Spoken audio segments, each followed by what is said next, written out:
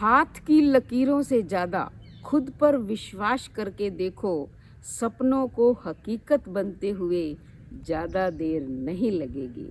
तो नमस्कार मेरे प्यारे प्यारे बच्चों, आप सबका हार्दिक हार्दिक स्वागत, अभिनंदन। बेटा, भगवान को जो सत्य बोलने वाले लोग हैं, जो सरल हृदय वाले लोग हैं, वो अधिक प्रिय होते हैं। छल कपट वाले लोगों से भगवान प्रेम नहीं करते हैं। भगवान कृष्ण ने भी गीता के 9वें अध्याय में लिखा है कि अगर कोई व्यक्ति पापी है, दुराचारी है, लेकिन फिर भी अनन्य भाव से मेरा पूजन करता है, भजन करता है, तो वो साधु ही मानने योग्य है, क्योंकि उसका मन परमात्मा में लग गया है।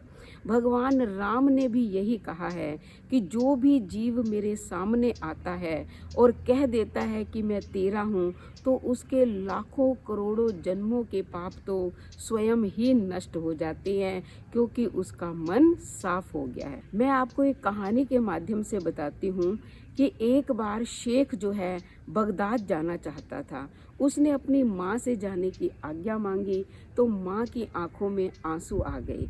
फिर माँ ने कहा कि बेटा तुम जाओ, लेकिन मेरे पास केवल 80 दिनार हैं। एक तुम्हारा भाई भी है, 40 मैं तुम्हें दे देती हूँ और 40 उसे दे दूँगी।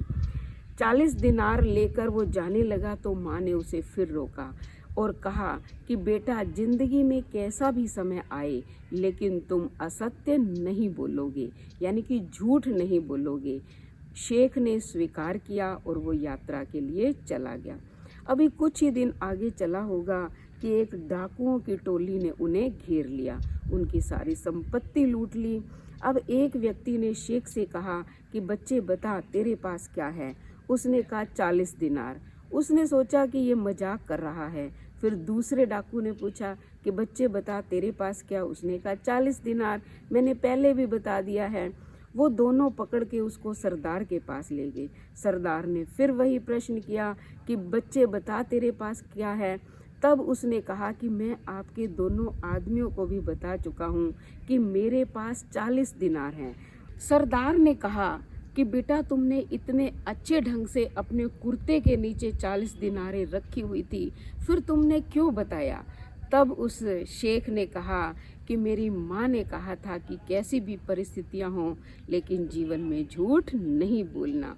अब जो है सरदार की आंखों से आंसू बहने लगे, कहने लगे कि तुमने अपनी माता की आज्ञा का पालन किया और सत्य बोला, लेकिन देखो मैं कैसा इंसान हूँ कि मैं दिन रात उस परम पिता परमात्मा, जिसने मुझे जन्म दिया है, जो सबका पिता है, उसके कहे अनुसार नहीं चलता हूँ, लोगों का धन लूटता हूँ। लेकिन आज से मैं तुम्हारी माता को और तुम्हें प्रणाम करता हूँ और ये वचन देता हूँ कि आज ही ये सारे बुरे कार्य छोड़ दूंगा। उसके जितने भी साथी थे, उन्होंने भी ये निश्चय कर लिया, जितना धन उनका लूटा था वो सब उनको लौटा दिया और वो सच्चाई के मार्ग पर चलने लग गए। तो बेटा, इस जीवन में सत्य का बहुत ज़्यादा महत्व है।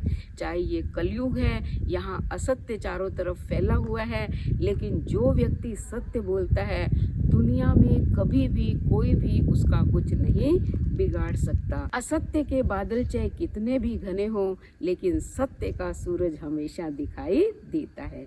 इसलिए हमेशा जीवन में सत्य बोलो।